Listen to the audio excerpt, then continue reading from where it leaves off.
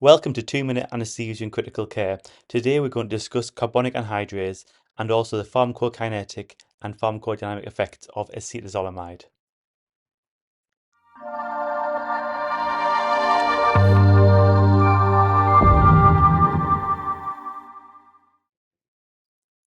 Carbonic anhydrase is a zinc metalloenzyme.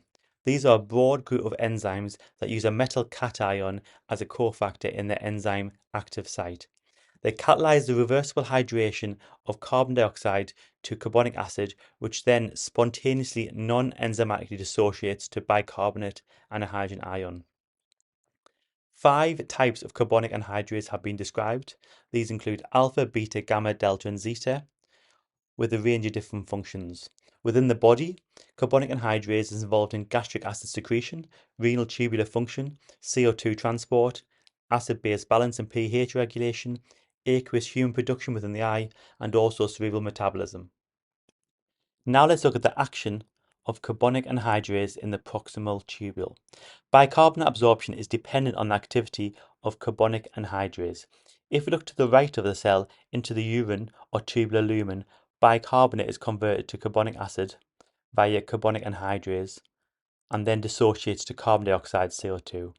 This CO2 rapidly diffuses across the cell membrane and is then rehydrated back to carbonic acid by carbonic anhydrase. It then dissociates to bicarbonate and a hydrogen ion. Firstly, the hydrogen ion is exchanged for sodium by the NHE3 transporter. These hydrogen ions can then recombine with bicarbonate to form carbonic acid. Secondly, the bicarbonate is then transported with sodium via a co-transporter or chloride by an exchanger into the blood. The basolateral sodium-potassium ATPase maintains a low intracellular sodium concentration, which is essential for sodium reabsorption from the urine into the blood. Inhibition of carbonic anhydrase can lead to significant changes in the proximal tubule. Overall, if we block the bicarbonate absorption into the blood, increasing urine bicarbonate, this can result in a metabolic acidosis. This is the principle which can be used to reverse a metabolic alkalosis in intensive care patients. Secondly, inhibition of carbonic anhydrase also reduces sodium absorption and thus mediating its diuretic effects. Acetazolamide is a sulfonamide derivative used in the management of diuresis, epilepsy, glaucoma, idiopathic intracranial hypertension, altitude sickness, and periodic paralysis. Other non-FDA approved indications include central sleep apnea.